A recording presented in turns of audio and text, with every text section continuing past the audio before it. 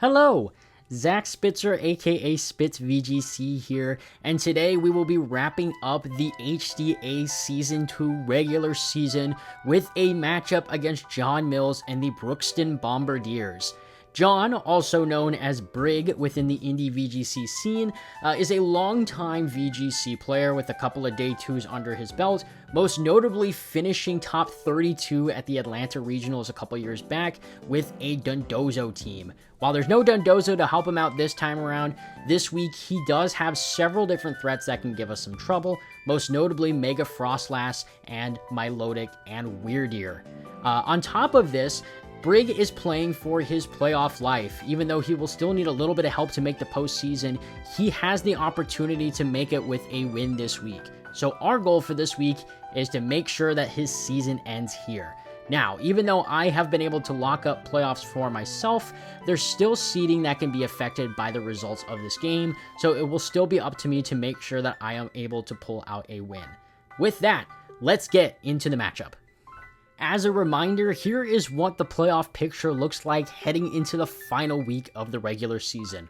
Lucky for us, due to our strength of schedule tiebreaker and our good record, we have guaranteed ourselves a playoff spot up to this point, thanks to our head-to-head win over the Goldenrod Gliscor and our SOS strength of schedule tiebreaker over the Indianapolis Garchomps. However, there is still room for the seeding to change here. Even though my point totals aren't as high up as I would hope to be with this record, I can still land anywhere between the 4th and the 7th seed depending on how this matchup goes. So while some of it will be out of my control, my goal of course will be to make sure that I get myself as high up on that conference board as possible. Taking a look at Brig's team this week, there's several Pokemon here that could give us some trouble. But I want to bring attention to the one Pokemon that Brig has brought more than any other this season, and it is that Weirdeer, surprisingly enough.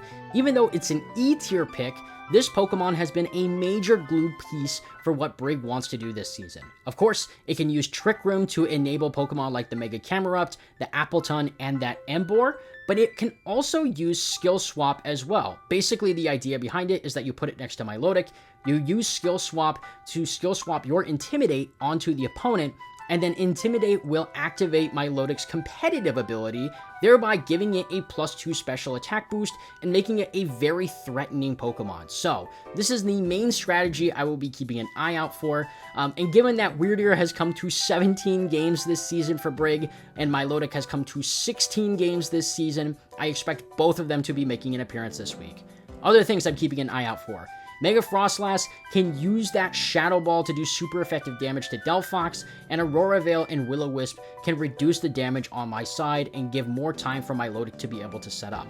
Additionally, I think there's a secret strategy here that Brig can use around that Mega Camerupt and that Mega Beedrill. This is actually a strategy that kind of came up in our set last season. Basically, the idea here is that Brig can use Beedrill and String Shot to lower the speed of my Pokemon, and then with a very fast Mega Camerupt, sweep me with Eruption. I think that there is a decent world where this could come up, so that's a strategy I'm keeping an eye out for. Other Pokemon to note as well. Lycanroc is really well positioned into my team, specifically against that Mega Delphox. There is a world where he benches it because of Pokemon like Paldean Tauros and Mega Aggron giving it some trouble, but it's really well positioned into my Delphox. Additionally, this Appletun has been used quite frequently as an Iron Defense Body Press Sweeper, so there's a world here where that could come this week, especially given that I don't really have great Ice-type damage to be able to knock it out in one hit. And the Emboar, while I do think it could have some really good use for Brig in a couple of different strategies, I think its really bad matchup into Paldean Tauros and Mega Delphox makes it very, very difficult to bring this week. Let's talk about the team that I will be using this week, and it starts with Unk the Water Tauros. So the spread here is pretty straightforward for the most part. With this speed, I can outspeed Mega Beedrill at max speed while I am holding that Choice Scarf item. The attack investment here hits me at that second attack bump, and then the rest of the spread is spread out amongst the bulk to help me survive special hits.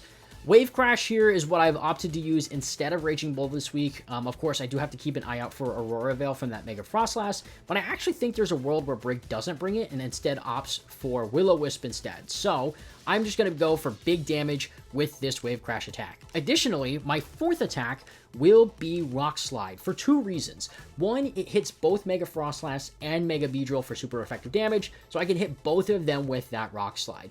The other reason is in the ability Anger Point. So, because Brig has my Milotic this week, I don't want to give it special attack boosts with Intimidate, which is what I usually run. So this week, we will be running Anger Point, and the idea behind this is that I can combo this with my own Absol to trigger a maximum attack boost, meaning that I can use +6 Rock Slides on Brig's team and deal tons of damage, and that's simply too good to pass up. Plus the Rock Slide flinches could also be really helpful for me down the line, so that's the move I've decided to go with for this week. We will also be going with Gen 1er, the Clefable. So, I do not expect that I will be megaing Mega Clefable this week, so we've mostly focused on our bulk here. The speed is the same as it was before. In fact, the entire spread is the same as it was last week. The speed here allows me to outspeed uninvested Embor, though truthfully, I don't expect it to come this week. I do still want to kind of prepare for it. The interesting thing here is in the ability and the moves. For the ability, I've decided to go back to Unaware because Intimidate doesn't really make a ton of sense for me this week. And on top of that, I think it'll really help against Milotic if for some reason it's able to get competitive boosts up. But with the moves here, I am able to hit 2 different Pokemon for quad effective. So with Water Pulse, I can hit Mega Camerupt for quad effective damage. And with Ice Beam, I can hit that Appleton for quad effective damage. So I think those both could be really useful. Brig, the only Pokemon that he has on his team that is hit super effectively by Moonblast is that Appleton, and I can just do more damage with Ice Beam anyways. So I decided that this would be the move coverage that I would be using this week for Clefable. Next, we have Geezer the Aggron. Not really much to talk about here. This is the exact same spread, exact same moves that I used last week. I think that Aggron could be really, really well positioned this week if I'm able to get past Mega Camerupt. This is a really good Pokemon. It plays really straightforward, which is not super great for draft, but I think it's going to be really, really effective this week in getting a ton of damage down, so I wanted to use it for this week. Not really too much to say other than that. Here's where we also deviate a little bit. You'll notice that my Gourgeist, named Boomer, is a little bit different than the Gourgeists I've been bringing in prior weeks. And that's for a couple of reasons. For one, we're going with Safeguard this week. I want to be able to keep my Gourgeist safe. And most importantly, I want to be able to keep Mega Aggron safe from burns. So Safeguard is going to help me do that. With the bulk here, I'm able to mostly survive Mega Frostlass Blizzards and Shadow Balls, so that'll help me keep me safe there. But the other thing as well that you might notice is that my Gourgeist looks a little smaller than in other weeks, even though it is called the former Alpha. So an interesting quirk here is that because Alpha is determined separately from the sizes on Pokemon like Gourgeist, even though it's an Alpha Pokemon, it's technically not considered Jumbo size. I'm curious to see if Brig knows this, and so we're kind of going to do a little bit of a fake out here with the former Alpha here, but this is Gourgeist Medium, and because I'm using Gourgeist Medium, I'm able to outspeed and uninvest in Milotic. So that's the intention here with this set. Foul Play, of course, can do super effective damage into Frostlass, along with Shadow Sneak, but Foul Play will also be really helpful for reasons I'll explain in a second. Next, we have Arya Winnin, the Delphox. This is a Mega Delphox set, very, very straightforward here. I think the speed here will be used to outspeed Mega Frostlass at max speed. I've decided to go with Flamethrower rather than Heat Wave this week. Brig doesn't have a wide guard thing that I'm particularly worried about, but I want Flamethrower to be able to do more consistent and higher damage into Mega Frostlass specifically, so that's why I'm going with Flamethrower this week. Psychic, of course, also gives me the chance to hit Mega Beedrill for super effective damage, and then Substitute this week is used for a couple of different reasons. One, it gives me the opportunity to take advantage of the passive turns that Brig might want to use to get myself safe behind a Substitute. Additionally, this also means that he won't be able to use moves like Hypnosis to put me to sleep if for some reason Safeguard isn't going to work. So Substitute kind of combos in that effect. I think that Mega Delphox could be really, really good into Frostlass and into a couple of other threats. So this is the set that I've decided to opt for to kind of help me out there. And finally, we have Old Head the Absol. So we've made some changes from the set that we used last week. The item is the same, so my Night Slashes will always critical hit, and my Sucker Punches will have a 50% chance to critical hit, but Taunt will help me out in a couple of different ways. One, I can use it against Weird Ear to potentially stop a Trick Room, and I think that that could be really helpful this week. but it also can be used against Milotic to stop Coil, to stop Hypnosis, and to stop other moves that could potentially give me some trouble.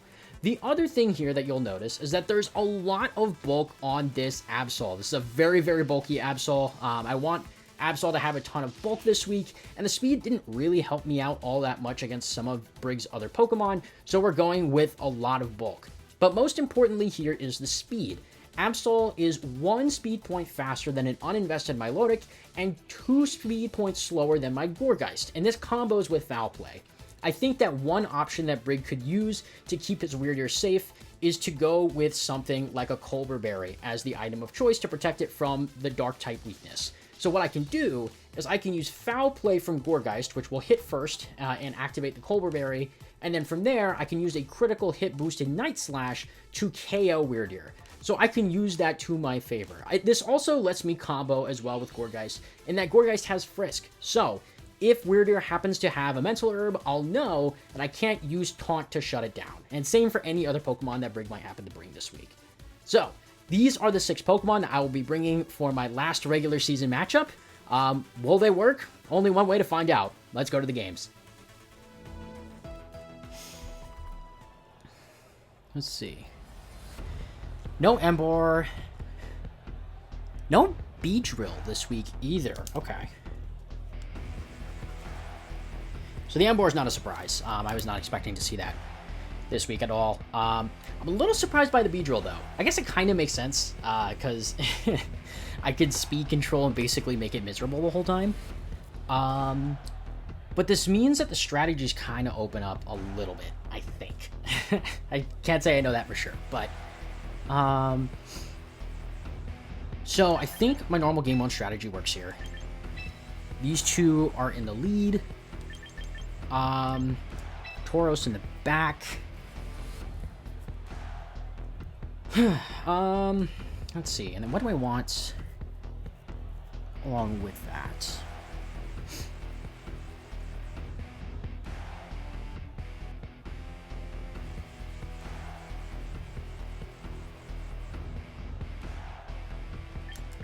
I think we'll just go Aggron here. The other option is to do that I can do Mega Delphox, right? And I think that would make some sense. But if he happens to bring Lycanroc in this first game, I want to discourage him from bringing it. So this is going to be my way to do that. I think it's going to be Weird Ear and something else, so I want to better account for that. All right, let's see what we have in the leads.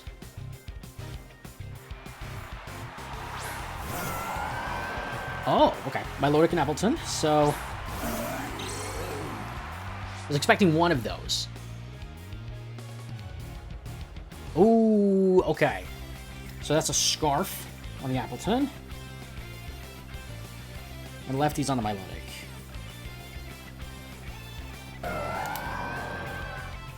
Choice Scarf on the Appleton. What's the move here? I'm not sure. I guess it could body press me, which would not be great. I think I just want to go Safeguard here. And we'll go... I could Taunt. I think Night Slash is fine. We'll go Night Slash. Ah, okay. Okay, I see the strategy here. Crit's not great. That's fine. Yeah, it's going to be Special Defense, drop it, and go for Ice Beam. Okay, that makes sense. Oh! Okay, so that's got speed on it. And Blizzard. That's not super great.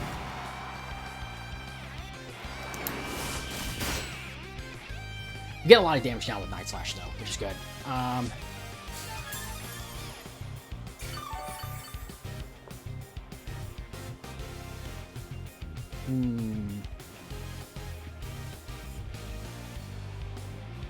Apple Acid's interesting. But do I really care about it all that much? I'm not sure I do, to be honest. Because your choice locked into it now. So we'll do Aggron next. I'll Mega. I think I'll just go for my setup here. I could Sucker the Milotic here, which has a 50-50.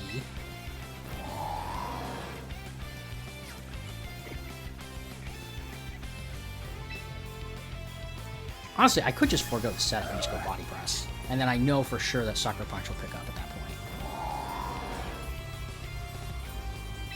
Yeah, let's do that. So we'll do body press here. And we'll protect with Absol. So this will... I'm expecting an Apple Acid plus Blizzard into... Also, Raw Blizzard's crazy. That's nuts. But that's okay. Protect with Absol here. We'll see if he calls this. Okay, looks like he does. Apple Acid. Is it Scald, maybe? That would be my guess.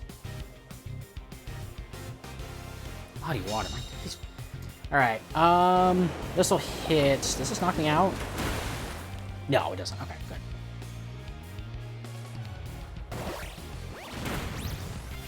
Okay, and that just KOs. Good.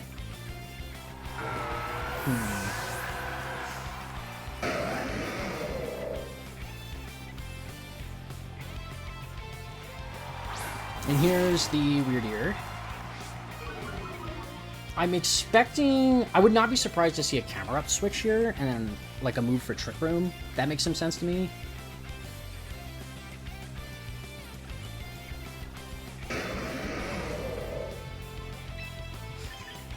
So I kind of want to switch into Tauros here. And go for... I could go for Taunt. I think that would make some sense. Yeah, we swap the Tauros here. I could go for the secret strat. But I think that would be... I think that would be a little bit aggressive, so I'm not going to go for that right off the bat.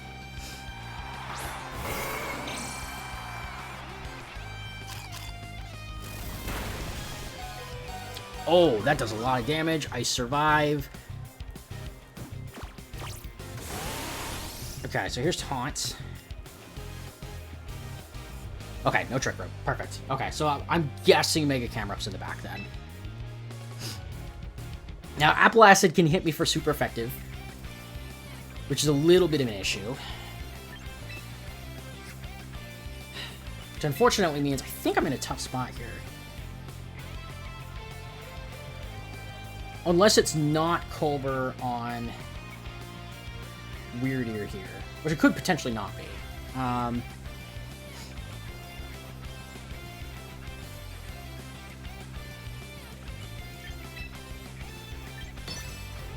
gonna go Wave Crash. It's Sucker Punch. Yeah, okay, so it's Culber. Not surprised. Kind of what I expected. Still a lot of damage, though. I'll take that. Oh, crit. Yeah, that helps. Totally will take that. And then here's Wave Crash. Does Apple Acid knock me out? I actually have no idea.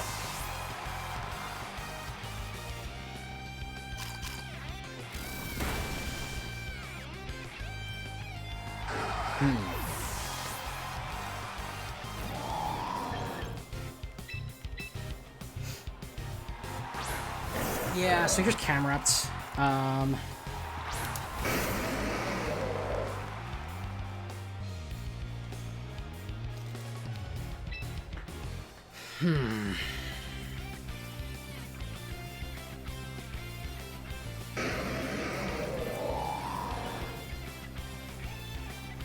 Do I think that Body Press plus Wave Crash picks up?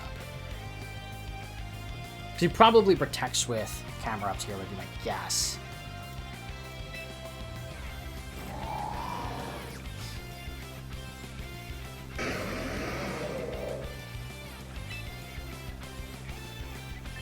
I think I go Wave Crash into it anyways, though. I want to punish not swinging there. We'll go Body Press. Okay. So no attack there from Captain Magma, so Magma's going to go down. Good call on my end to call the not protect. Okay. I don't know. I don't know Appleton's weight is the thing. Ooh, that's going to be close. Alright, we're looking at Appleton's weight.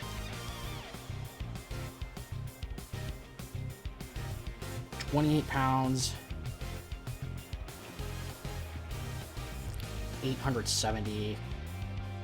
So 870 divided by 28. We're doing some quick math here. Okay. Big number. Big number. So yeah, we always heavy slam here, I think.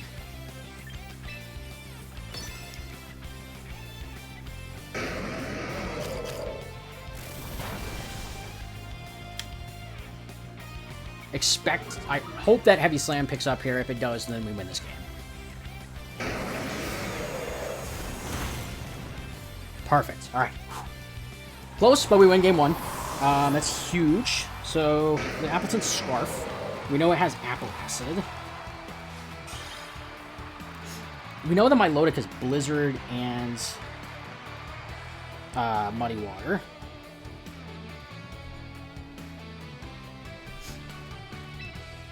Yeah, good Google search on my end there. You have to figure that one out. I was like, I have no idea what the calc is supposed to be here. But we do at least get that one. Did we see anything else from Weird Ear other than Trick Room? I don't think we did. We know it's Culver, so we know that Taunt is totally on the board here. I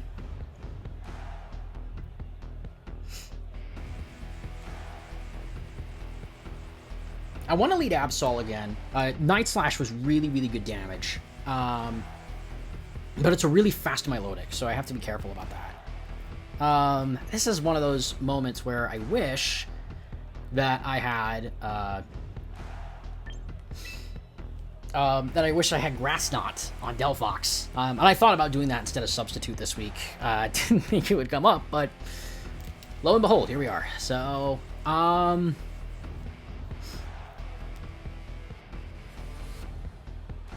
think I want to lead Clefable this time. Because we didn't see Frostless, and we didn't see... I'm going to go with Tauros here. So we didn't see Frostlass, we didn't see Lycanroc either. So that could be an avenue to bring Delphox. If I think that Lycanroc is staying, but Frostlass is coming. But Clefable's really good into both Megas, so I want to bring it here. Gourgeist didn't really end up doing all that much. The information was good, though. But I'm going to pick a Mega here, and I think I'm going to go Delphox. It's a little risky. I could see him bringing Lycanroc, but I think there's a world where Frostlass comes through, because Camerupt didn't do anything, right?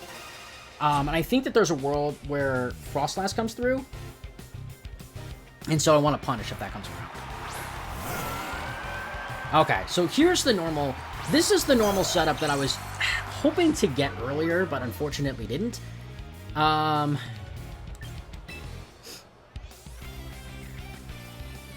Really unfortunate, but that's okay. Because I could always taunt the Weird Ear here.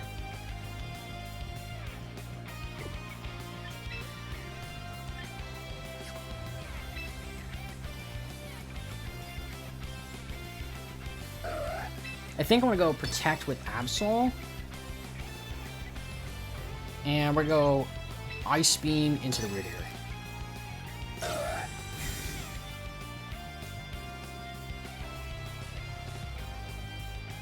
Okay, we block a skill swap. Also, a really fast Weird Ear, too. Everybody here is super fast. Okay, that's good to know. Any water.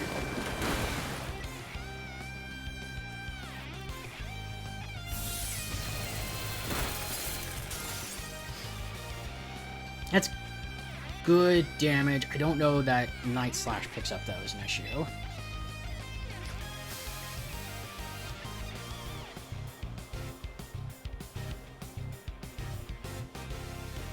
I think it might be Secret Strat time.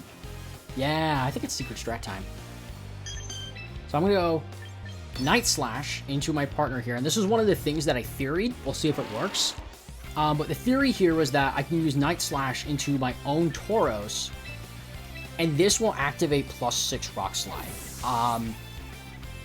which immediately gives my Tauros a lot of damage opportunity right from the get-go.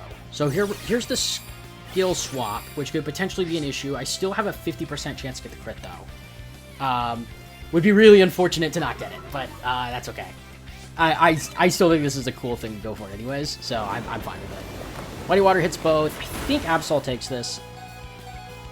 Okay, Absol almost did not take it, and I lost my accuracy. That's really bad. And I don't think that crit. That's so unfortunate. Oh, man, I totally thought I was cooking there. Ah, that's okay.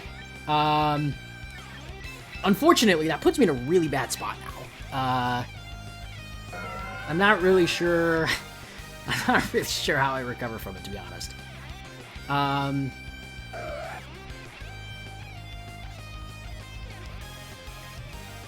It might just be sacking Tauros here.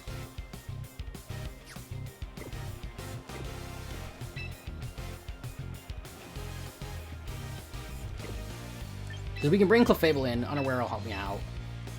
Yeah, and I think I have to sack Tauros, which is unfortunate. But not really a good way around that.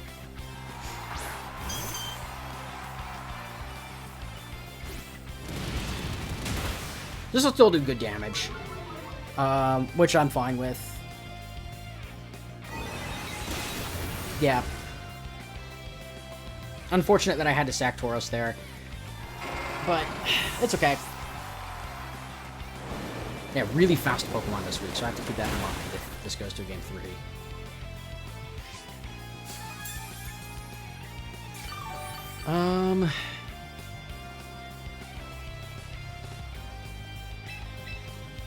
So now we bring Absol in.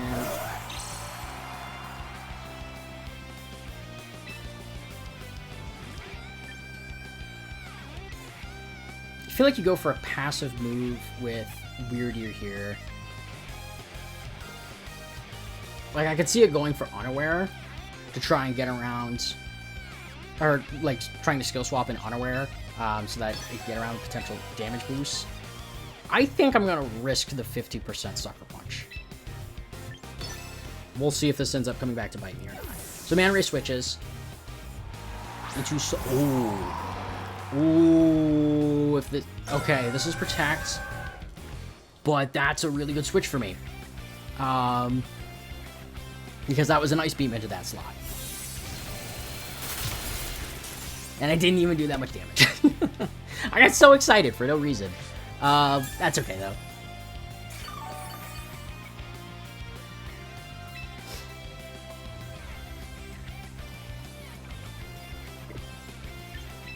I still have to look to get damage down on this Milotic. So right now I don't really have great ways of doing that. So I could keep up the Ice Beam pressure. I could double Protect, but I kind of don't want to give Milotic the healing.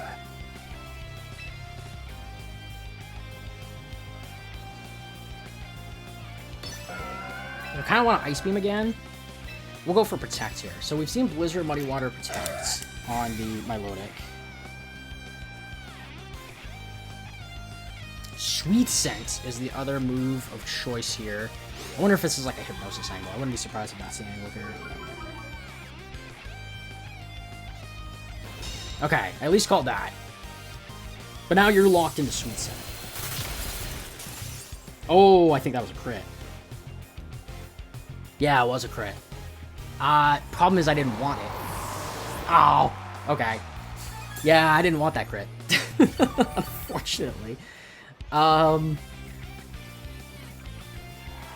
Yeah, so here comes the Weirdier again. And it's gonna go for the same Intimidate stuff. Yeah, I didn't want that crit. I wanted to keep him on the field clicking Sweet Scent. It would have been really nice. But, no dice. A critical hit Sucker Punch puts me in a really good spot here.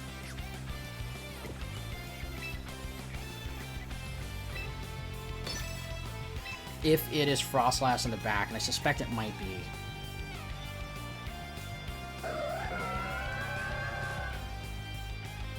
So I'm gonna go for Sucker Punch, and we'll see if it works. So Follow Me is gonna get around a skill swap.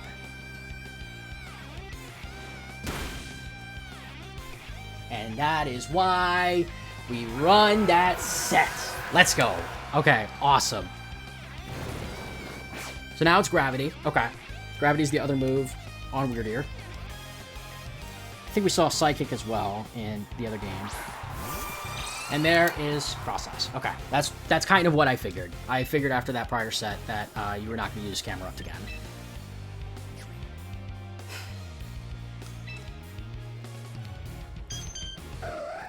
So now the question becomes, do you attack? Did I just Protect last turn? No, I went for Sucker Punch. So I have Protect active this turn. I'm going to do Ice Beam. Like, I've always got Sucker Punch pressure, right? And, I mean, they could always go for Will-O-Wisp. So I'm going to go Ice Beam into Man Ray, and we're going to go Protect. I could see this being a Will-O-Wisp angle with Frostlass. That would make some sense to me. The good news here is that my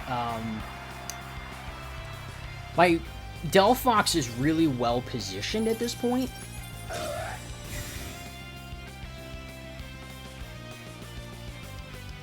Okay, they're just going for damage. Okay.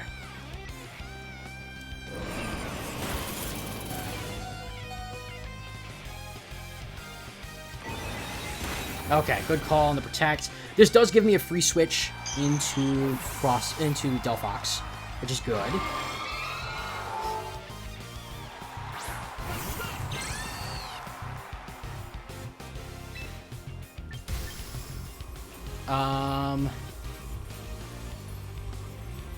I think I can beat Weirdeer in a 1v1.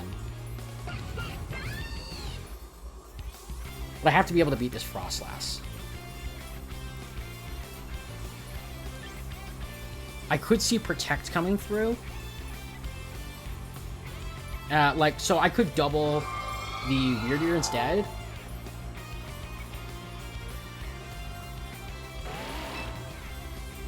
I think I'm gonna...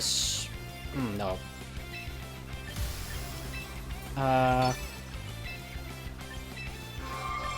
We're gonna double the Frostlass. I think this is the wrong move, is the issue.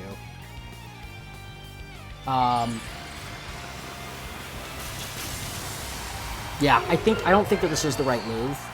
Because we haven't seen the fourth move on Weirdeer yet. Oh! Okay, he went for the attack. And Sucker Punch picks up. Okay, huge. Critical hit might have mattered. I would have to double check that. But I think this means we win now. Yeah, we win now. Okay. Awesome. Gravity. Okay. No, we saw Gravity already. Yeah, I don't know what the other move was. Okay. Cool. This means that we should win now. Delphox, I'm going to let you get the last kill. Because I think it'd be fun. Why not? Let's do it. Alrighty. And with that, we managed to win 2-0. Though it was not easy. Having Delphox in the back was really good for endgame cleanup. Really happy about that. I think my Mega choices were really good. Absol went nuts. I love Super Luck and Scope Lens. Really happy to see that just do its thing. I thought it could be really well positioned this week. And it ended up being really well positioned. So, really happy with how that played out.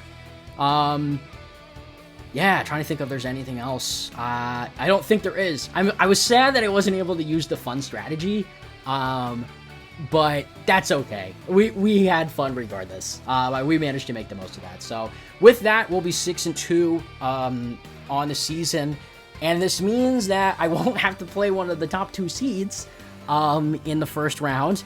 Thank goodness for that, because both of them have dropped 1 game each. Not set, game. So that would have been a really tough first round. But really happy with that result. And yeah, I guess we'll go to takeaways now. As we wrap up the regular season, let's do some takeaways, and let's start with what worked. This Absol set was the biggest thing that I think paid off this week. Having all of that bulk allowed Absol to survive by 1 HP in both of those games. And the huge critical hits got a ton of damage down on Milotic, Weirdeer, and Mega Frostlass, allowing Absol to be used to its highest potential. Additionally, I thought that my support sets put in a ton of work this week. Frisk allowed me to identify some odd items early on inside of the set. Tauros was able to get a ton of damage down on my Lodic and Camerupt in both of those games, allowing it to be able to help support my Mega Evolutions be more effective.